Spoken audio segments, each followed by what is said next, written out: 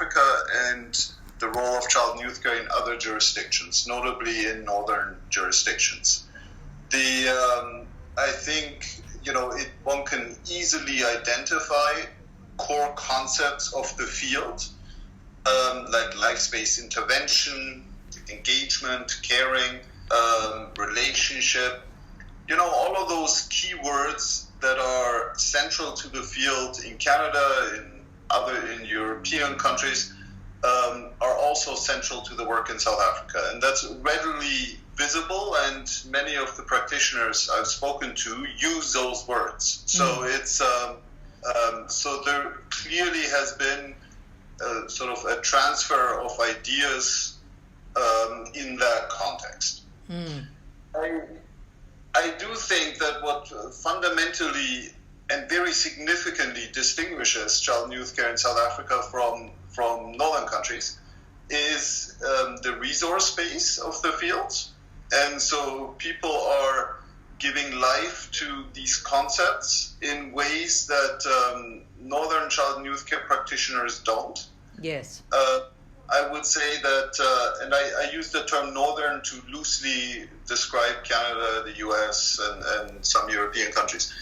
I think in the north, these concepts get devalued a little bit because of their long-standing connection to institutional structures that are deeply embedded, that are deeply entrenched, and that probably serve to really shape what those ideas and concepts and values really can do. I think in South Africa, particularly in non-residential practice contexts, there is the concepts themselves drive the work. And so, when a South African child and youth worker speaks about care, it is a much more human concept and a much less institutional concept in South Africa. So while in Canada too, people talk about, child and youth care is being with young people as they live their lives. And, sometimes that involves playing, and sometimes it involves, cleaning up the room and personal routines and those kinds of things. The reality is in the North, we talk about it. In South Africa, the practitioners actually do it. And really, in that process, I think, really bring those ideas of relationship and care and life space intervention to a place where the young person too understands that's what's going on. So the rhetoric is not ahead of the practice, I would say. Well, I think that is primarily true in non-residential contexts. In residential contexts in South Africa, and I would say I've seen probably about maybe 10 different residential settings in South Africa, so that's not that many, but the ones I've seen, I think there is much more of an attempt to have the organization drive the practice. And so, frankly, I see it as much more similar to the North American context, with fewer resources and people not being paid as well. And, the conditions, the employment context is often very different. But the attempt is to emulate what has been happening in residential care everywhere for a long time. Whereas I really think that, the closest parallel I could find to some of the community-based and then also sort of Izibindi-based child and youth care practice in South Africa would be practice in northern environments that unfold in highly marginalized public housing communities, or in spaces that are institutionally separated from mainstream society, basically. And there too, you can see practice concepts being implemented without this defining frame by an institution or an organization or a program. I think it's very interesting in South Africa that I continuously encounter in conversations with practitioners there a little bit of a tension between, on the one hand, Frank, at the motivational level. A lot of practitioners really talk very, very eloquently about being driven by sometimes spiritual or faith-based values, or values that are really about care and love. So care defined in the direction of love for children, while at the same time feeling some pressure to see themselves as professionals and to try not to define themselves on these very human and very sort of social concepts.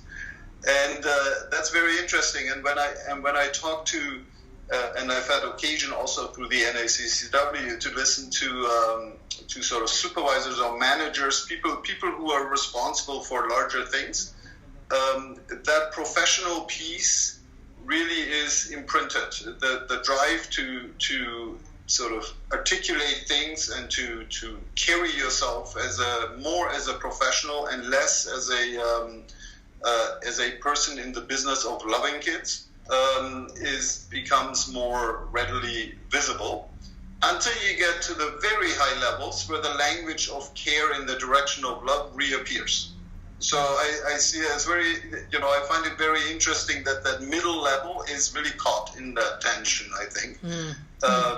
And so that makes for interesting dynamics, I think. The other thing that is really very notable, I think, in South Africa is a much, much closer connection to, and comfort, to be honest. It's not just a connection, it's a comfort level with unstructured communities. So the ability to practice with young people and everybody around them, their kin, essentially, sometimes family, sometimes extended family, and so on, in a context in which there really are very few rules about how community functions, how you sort of reach out to get different kinds of supports or helps. You have to invent these things every time, and there is a real comfort level with that. And I noticed that both when people talk about their experience in Izibindi projects, but I also notice it, I've had lots of conversations with people who do transition work in cities, so in Cape Town in particular, actually, with young people, who sort of aged out of care and are now trying to make their way. And the child and youth workers really have it doesn't faze them at all that there isn't a predictable path to connect with different community services, or it's different every time. It's a negotiation every time, and and they're totally comfortable with that. That's just how it is. And that, of course, I see that as a capacity that has built up over time that is really invaluable and quite priceless, and that in northern jurisdictions often gets lost, because there is a real dependency on predictable pathways in connecting with other services and so on. And so I see that as a real strength. Let me see, where else can I go? I think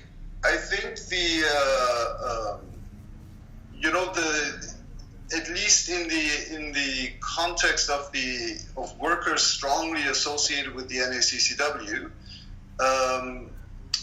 the concept of life space intervention and the language of life space intervention is really very strong. And I suspect that reflects the early training approaches that really use that language very significantly. And that really has had an impact. It's regardless of whether one might think differently or not about life space intervention, it was a very effective way, I think, of mobilizing a unified idea to do this work in lots of different contexts. And so I think it's worked out beautifully, actually, in that way. Like that was really powerful, I think. And oops, okay, I'm just going to turn it on. Sorry, I declined that. Okay, sorry.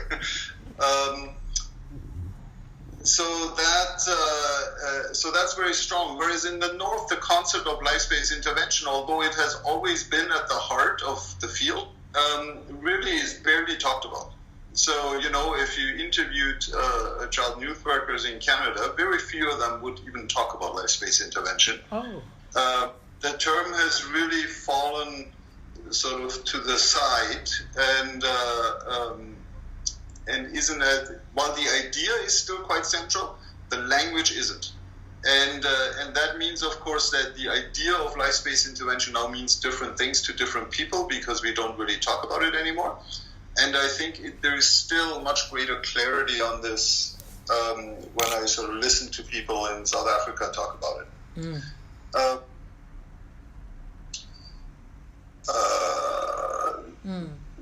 Yeah, I think the other thing that is, of course, that context really drives is what care means. Yeah, I was going to ask you. Yeah. Okay. Yeah. It's care in.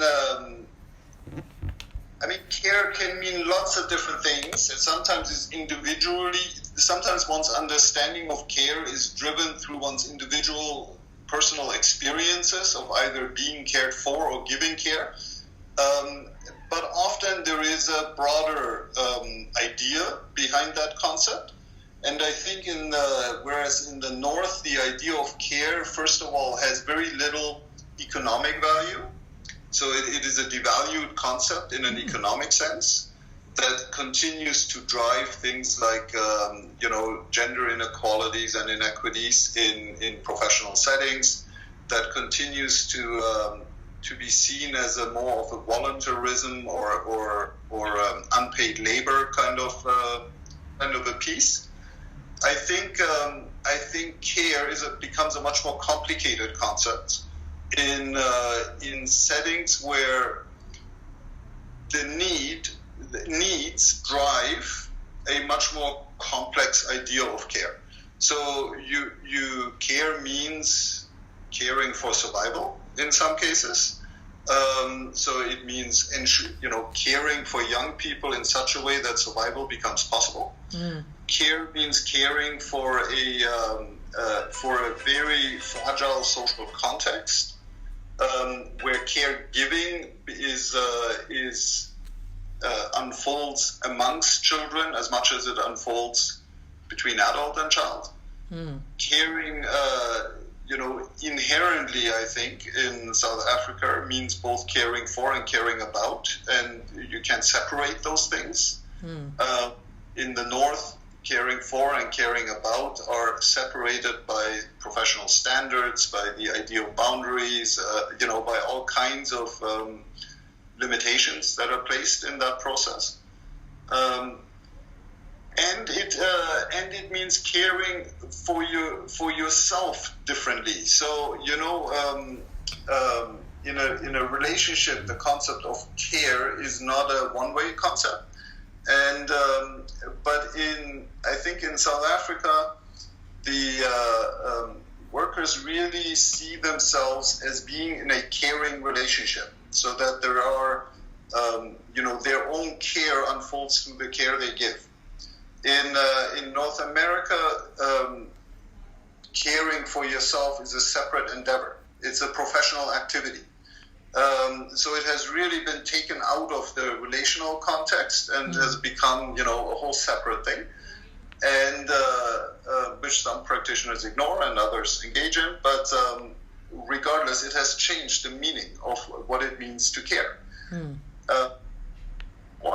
I think one of the risks that exists everywhere in South Africa as much as in the North, but it's very far advanced in the North, is that many of the demands on outcomes in child and youth care, outcomes achieved through evidence-based practices, through manualized practices, through taking particular approaches, really make it very difficult to think about care.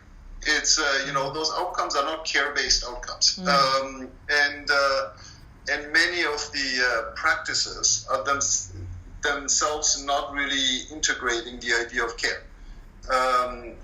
they are fairly medically oriented practices, or medical model oriented practices, I would say. And I think that's going to be it's already a challenge in Canada. So, it's it really means that young people leave their experience with child and youth workers in a somewhat unsatisfied way, because the relational content has really been diluted by this foreign language of professionalism. And I think it's something that's going to come in South Africa too, and probably already exists, especially in more institutionalized settings, where concepts of treatment and those kinds of things are becoming stronger and stronger. And challenge to child and youth care practice. The two are not mutually exclusive, I wouldn't say, but we don't think about enough what it means when your core ideas and also motivations are set aside for the benefit of a more scientific approach to fixing things. That creates tensions, and we have to engage those tensions. And I don't think anywhere in the world that I'm aware of, we haven't done that particularly well. Except maybe I would say in Central Europe, in the social pedagogy context, where the disciplinary turf of social pedagogy is so strong that ideas of treatment and the psychiatric movement and so on are just kept out. That has other implications, but they have been able to maintain, I think, a very strong focus on their roots. Not so much in North America, and I think South Africa will be challenged by this as well. I'll stop for a moment and ask if I'm making any sense to you. You are absolutely making sense. And I wanted to ask you, you mentioned earlier on the concept, the alternative four-letter word, love, and yes. And maybe just to speak a little bit about that, because I'd spoken to one of the groups earlier on, and in this process, and it's come up time and again, this idea of people being quite spontaneous in saying that they, quite spontaneous and quite authentic seemingly, to say that they do love the children, Yes. And as one understands the context and the requirement for that to be professionalized and so on, but they came across time and again to me as being really genuine. I thought it feels warm and good and like a fundamental something that is present in that relationship that they're talking about. Yes. I think so. I'll tell you a couple of things about that.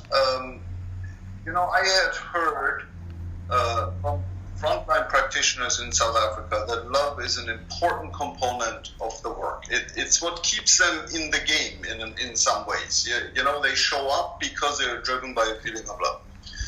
And so I always had that on my mind, and I always liked that was really there's some courage involved in putting love at the center of things. Then I had the experience of two, I guess they were maybe managers, supervisors, slightly more higher placed people in South Africa, speaking. I had Skyped them in to speak to my class, and here in Canada, and as I was speaking with them, I asked them straight out, can you tell me about how love fits into child and youth care in South Africa? And I was really stunned that was shut down immediately and categorically, as in, no, we're professional people, and it's not about love. This is a skill-based activity, and so on. And I thought, okay, I hadn't heard that before. It's but it made sense to me in the context, right? And I also understood that from their perspective, they were Skyping into a class in Canada with graduate students, and clearly wanted to present the field in a particular way. But it just means that there continues to be some uncertainty, at least, about how we can talk about that and what the implications are in talking about love as a core element of your practice. I think, in many ways that really speaks to, I always ask myself, what if you don't love the children, but you're really good at the practice? Is that possible? I don't know if you recall, but Jerry Fuster wrote an article a long time ago, one of his sort of sarcastic essays that was called, I don't like children. It was the title of the article, and he sort of made the point that there are a set of both skills and performative values. So values that you can perform even if you don't hold them, that allow you to do excellent work in child and youth care. And so we really have to think about, is love that it is an ingredient for many is clear. Is it a necessary ingredient without which the skill set doesn't work? Or can you perform it? Even if you don't feel it. And so those are still interesting questions. I will say that although the word, in Canada, if you start talking about love as a core element of your practice, while some people do, you will, you clearly understand yourself as being part of the resistance. Like you are an alternative kind of practitioner. Okay. You are other than the main. So, it's you can really only have those discussions with like-minded people. You would never say it in an interview, for example. Yeah. You would think, never get that job. It's so that's an interesting piece. And I think it is hard to determine, as a practitioner, I think, it is hard to determine whether we love the child in front of us, whether we love the idea of children, or whether we love being associated with promoting health and well-being amongst children in difficult contexts. Those are different things, and it all feels like, well, I love the kids, but it's not always clear, actually. Even I think on the inside, it's not always clear what exactly is it that we're loving right now. So those are conversations that need to continue, I think. But and sometimes I think that we encounter, particularly here in South Africa, but I think sometimes we encounter people who are loving, who live in a way that is loving, actually. Yes. And, yes. Okay. And that is interesting to me, is that when they say they love the children, well, they love everybody, actually, Yes. And they do, it's not as if they're making it up, which is an amazing quality to bring to the work. I mean, to bring to the skill set, Yes.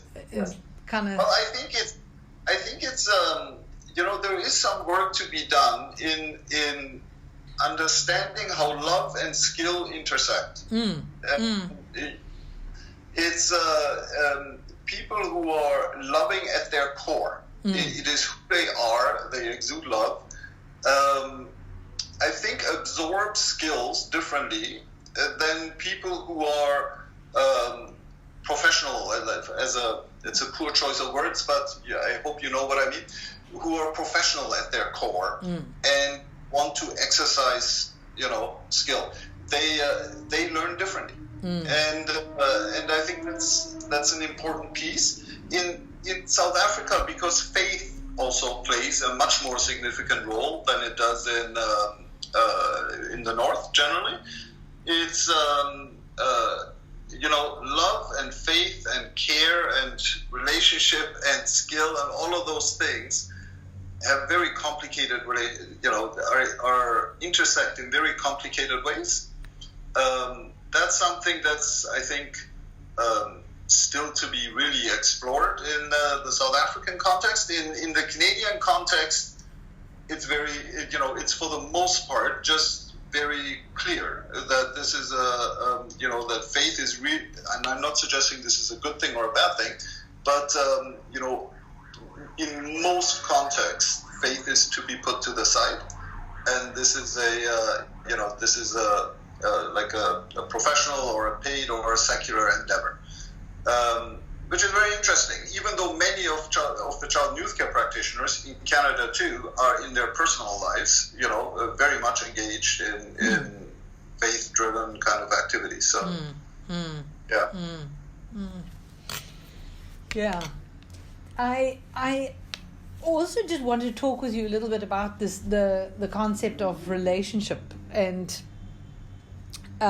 what that means here in South Africa. And in some of the contexts that we're working right now, we are working in highly target-driven environments, and notably with USAID funding, where we have to reach certain number of children of a certain category, certain HIV status, and so on and so forth. And the child and youth care workers have a very short window of opportunity to engage with the children and families that they're working with, as opposed to what was happening in Isibindi, for instance. Yes. But they seem to be translating these skills into that context very well. I heard one young child and youth care worker saying, in the clinic, when you see the mothers leaving, hold the baby for her, walk to the door with her, hold her bag.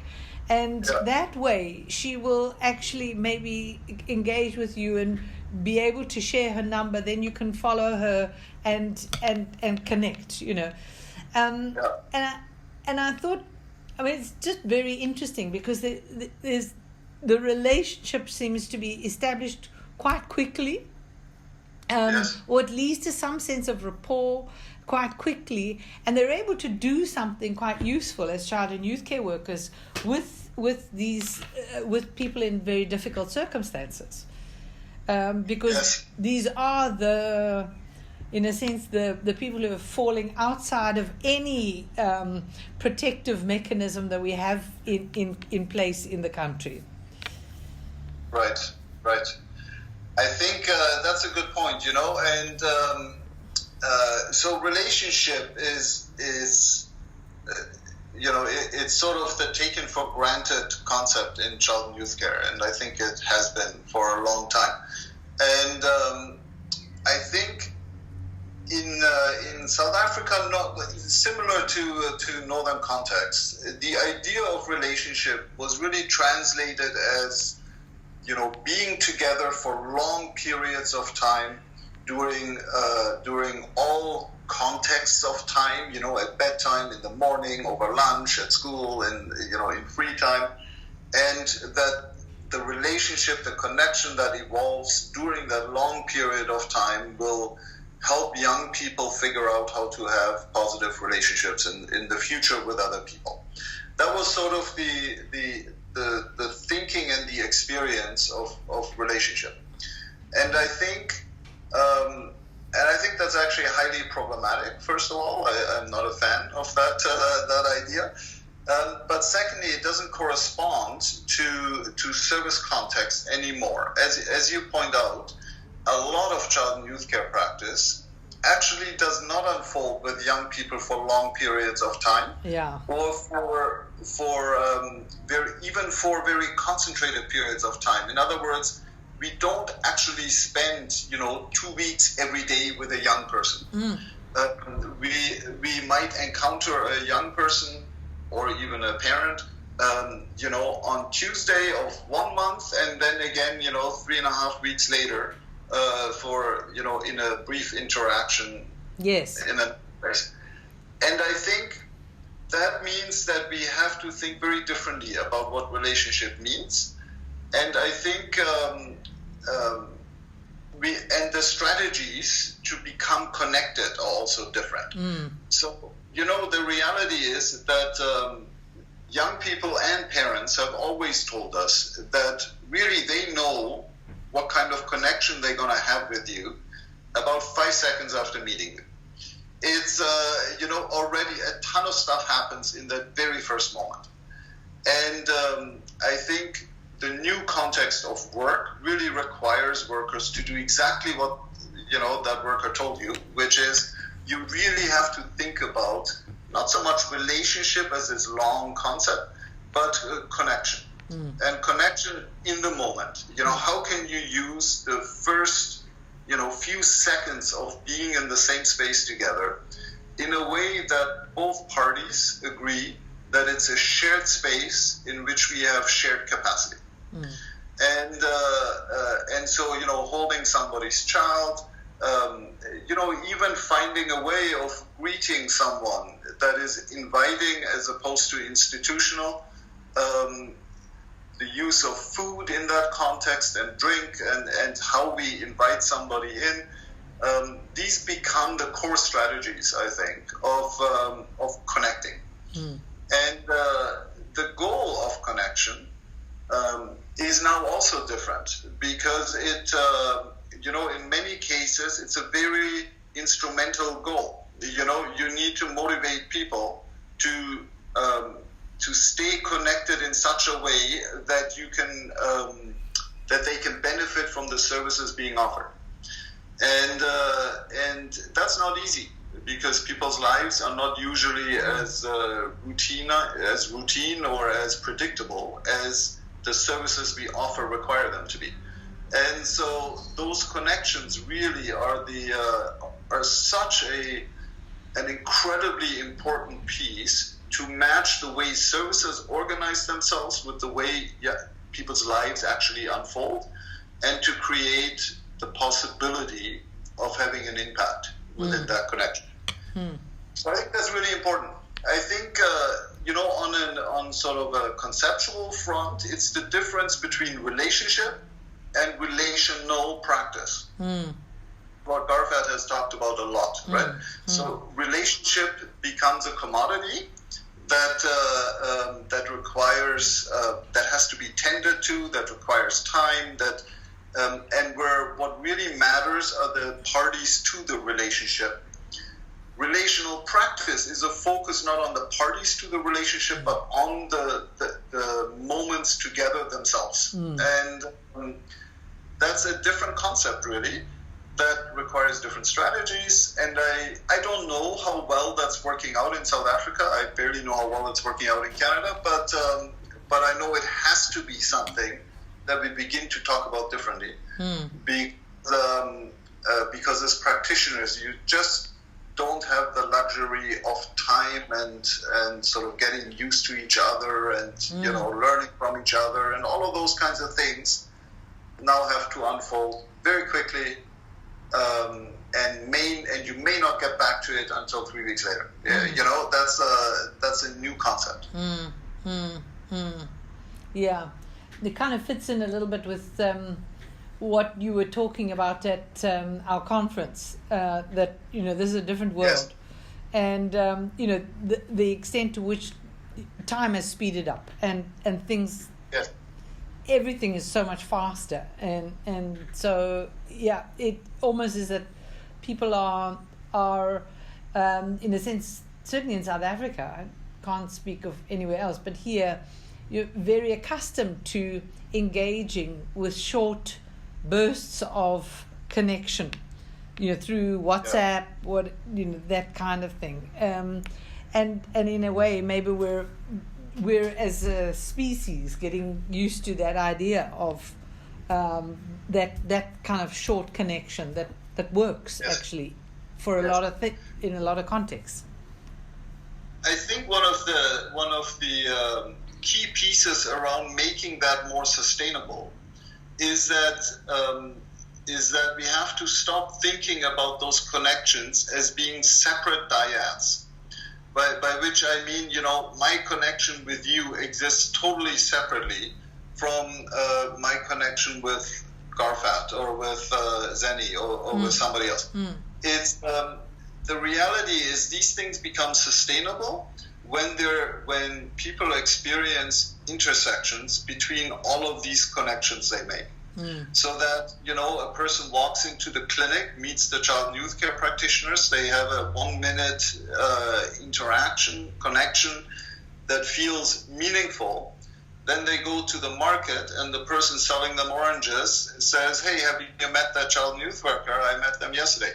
It's then suddenly that connection becomes, it gains force or it increases in its value because it is represented in many different places. And that to me is sort of the future of community work. It is, as practitioners, our goal is not just a binary connection or a dyad-based connection, but it is to build communities in which those few seconds we have with people become meaningful in other contexts where we're not present.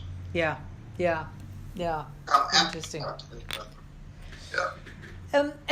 One of the things that I won't keep you very, very much longer. I know that this is very precious time, so thank you. I'm very appreciative. But can I just ask you one other thing? Is that I was surprised in talking to the child and youth care workers that few of them raised behavior management as a kind of core issue that they saw as their role. They kind of got to it after some time, but it wasn't kind of right up front there.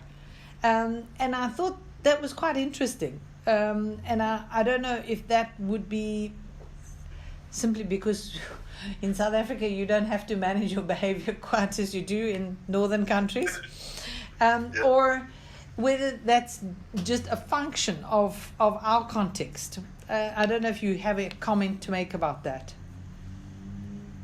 Well, I would say that, the more institutional the setting, the more relevant behavior becomes, in people's mind at least. And so I think if you ask those questions in Canada, I think you would find that people who work in residential care continue to talk about behavior. That people who work in schools also talk about behavior, but that people who work in community don't talk about behavior at all and don't see it as their role to have anything to do with behavioral things young people might be engaged in. So they take a much, first of all, they understand that, behavior is just sort of the outcome of much more interesting and important things, and they see their work as being engaged behind the behavior, not with the behavior. And many non-institutional contexts allow for an opportunity to engage when a person actually wants to be engaged, and so so there's no need to sort of think about your role as somebody who's going to contain or manage behaviors. I think that's fairly, you can see we talk less in the field about behavior than we ever have before, with, however, the exception of sort of disability communities or autism and FASD and those kinds of contexts in which are entirely built on behaviorist prevention strategies. But that's a different pocket of child and youth care practice, I would say. I think, I see it as a positive thing that we talk less about behavior. Although I think it's important that we, not so much that we manage behavior, but that we also work with young people to make choices about behavior that fit their best, right? So it's, there are some moments in life when it's really good to not do what you may want to do. For example, if you're in a job interview, you have to make some choices about how you're going to behave. Or if you want things, you have to, choose how you're going to get those and what kind of behavior will land you there. And so we should keep talking about it. we just don't have to talk about it or see it as a containment role or as a power play in our interactions with young people. And I think that's been presented very much as a binary in many training programs. So, say either you have a very behavioral organization that says to workers, your job is to make sure these kids behave. Or it's the opposite, as in, don't worry about the behavior, it's just a symptom. We're interested at the roots of the behavior. And neither of those really captures what we actually need to be engaged in. And it becomes more complicated than that, because behavior does matter. It's, it really does matter in lots of different contexts. That's still an open place, I think, that we have to explore more and figure out how to talk to people about that. Okay.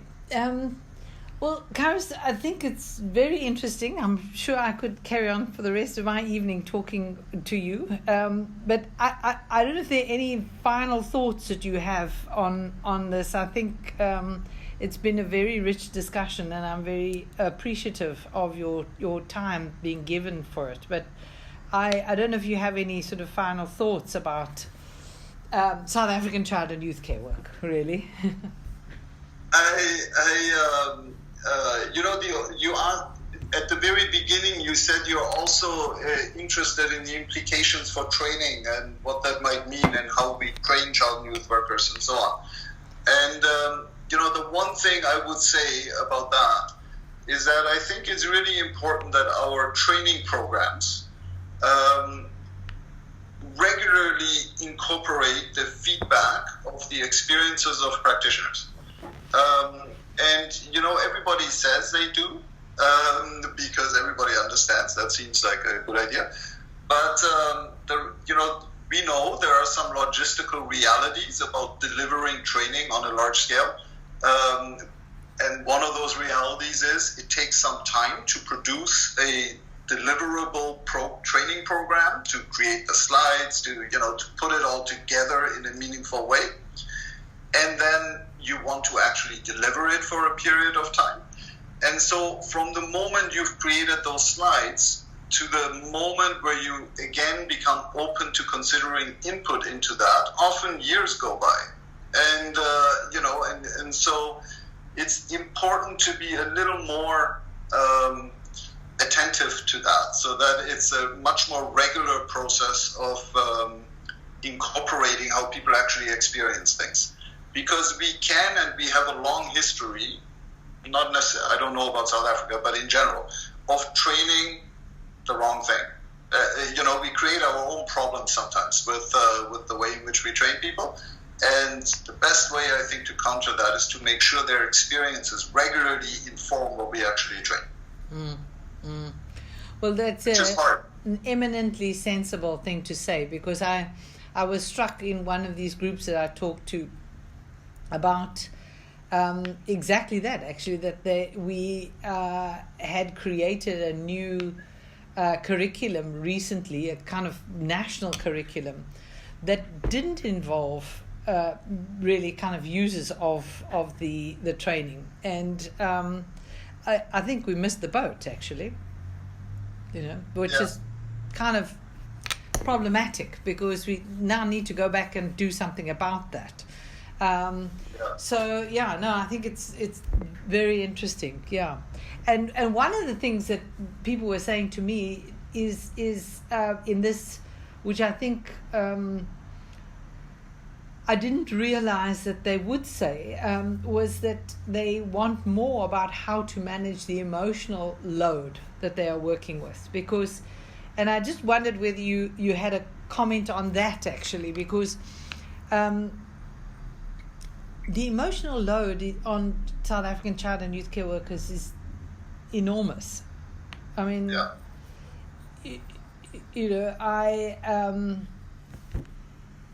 I find as a South African, it's not easy to live here. It's just really, it's not easy, because of the extent to which people are experiencing pain. We were just saying yesterday that in our office how we had somebody in a Durban office lose their baby, have their baby die the other day, and that we've actually had, four people in our office whose children have died, in the last 5 years, and that's quite a lot, and that's so that's just a sense of, what people have to put up with, what people have to cope with emotionally, and there's some sense for me of that people, our child and youth care workers generally tend to be quite emotionally resilient if they cope, if they make it sort of in the first 6 months, they seem to be very emotionally resilient. But there were some who were saying, teach us more about how to be more resilient. Right. And I thought that was interesting. I don't know if you have a comment on that. Yeah, that's something that is growing enormously globally, I think, in child and youth care communities. I really think, that was a big conversation at the last FITSE conference in Israel. There's some major research projects about sort of the vicarious trauma and, burnout and all of those kinds of things. And, it's very interesting because I think there is this whole wounded healer kind of a concept that I think is an important one. We know that many child and youth care practitioners not only experience really difficult things in their work, a lot of pain, and absorb a lot of pain, but already had a lot of pain before they even started. So it's really a life of challenge and precarious well-being in a way that is unfolding.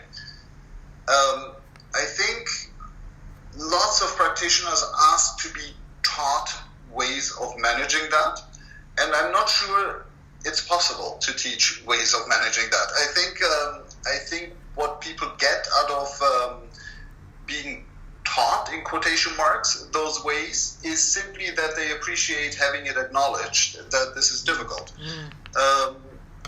which is not really the same as, which would suggest that the content of what we say doesn't actually matter that much. What matters is that we simply acknowledge it. But I do think there are circumstances where we could, and this will take you by surprise, I think. But there are circumstances where we can learn a little bit from the military. Some of the people who are exposed very significantly to pain are soldiers, especially soldiers who are deployed in either disaster or war zones. And the militaries around the world for a long time have recognized that you can only push the human soul so far, and then you need to give it a long time to heal. And so a typical context of deployment in the military is you go to a war zone for 3 months, and then you come back, and you're sort of decommissioned for a period of time. Now, there are lots of problems because we don't provide any support to soldiers who are doing their time of decommission, and so PTSD and so on are huge issues. But the idea that we would leave someone for 3 years in a row in the child and youth care equivalent of a war zone is really quite absurd. We've done it forever, but it really is quite an absurd thing. And we probably have to rethink that from an organizational perspective. How can you structure employment in such a way that people don't have this ongoing, intensive exposure to pain without healing process, without moments of healing. I think we really will have to confront those things differently eventually. Especially as the context of work sometimes is really absurd, really crazy. I mean, the level of pain around you is just unimaginable sometimes. The word that comes to mind is horror. actually. Yeah. Yeah. Okay. Yeah. Yeah. Yeah. I mean, You know. yeah. Uh, And you know that there are a lot of what our child and youth care workers are dealing with are horrifying situations, you know, so Yeah. it's just, yeah, so yeah. that's a Karis, tough one. yeah, thank you very much. It's been very interesting to talk to you as always. And yeah, I'm very, very appreciative of your giving the time and sharing so generously.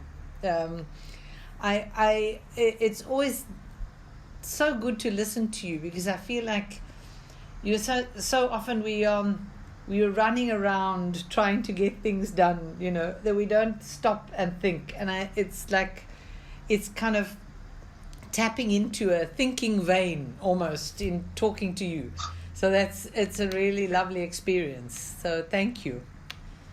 My pleasure. I'm glad to be part of this. I'm glad you're doing what you're doing, by the way. That's very, very impressive. And I look forward to seeing the outcome. That's really fun.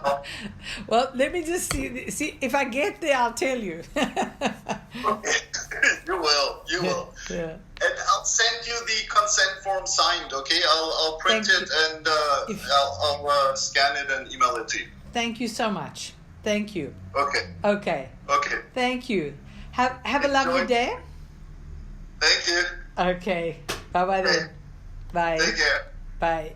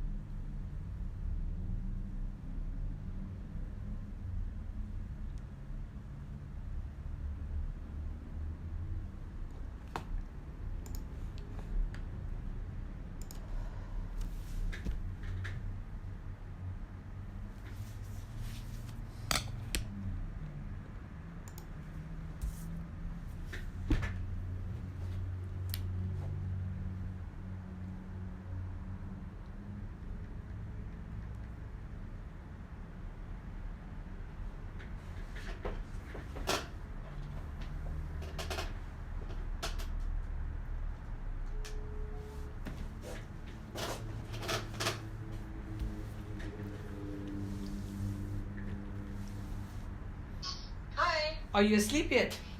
No, I'm talking to Anton about the Subaru. Oh,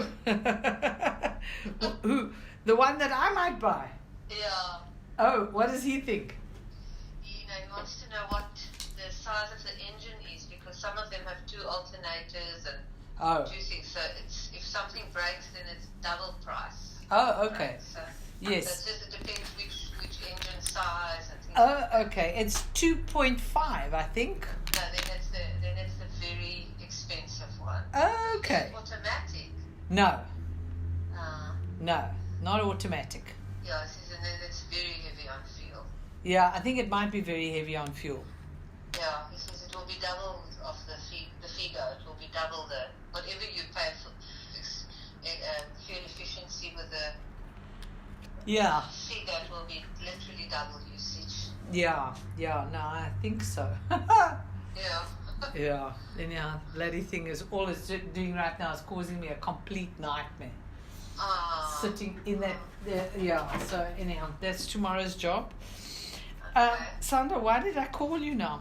I'm sorry to say that I called you for a reason. I'm sure. I'm tired now as well. Oh, I'm sure you are. Yay! You've been living the whole day yesterday at the Helena place. But you're happy your interviews went well, your group? Yeah. The 2 groups went very well. I don't know about Kairos is a bit. Yes, you Yeah, now. yeah. No, I've just finished him now. Why? He's a bit esoteric, you know. Yeah, Okay. it's quite hard to, excuse me, pin him down. Yeah. But yeah. So I mean, that's the one thing. I'm sorry, Sandra. I can't remember why I called you, but it was a very good reason. If you put the phone down, I'm sure you'll remember the minute you put it down. I'm sorry to say that I think. I know what it was. Do you know how I can find the number of my friend in America? I've gone onto the onto the internet, and I've looked at numbers in America, Are you phone talking numbers, about, phone number. Are you talking about her phone number or just the code? Well, no, her actual phone. I was thinking about her landline number. My brother lives there. I can ask him. Yeah, If because you have information about her, you can send me a WhatsApp on her, like her name, surname, the town she lives in, the state. Yeah. And I can just forward it to him and say, find me the number. Well, your brother will be awake now, hey? Yeah, that's just 6 hours behind us. Okay.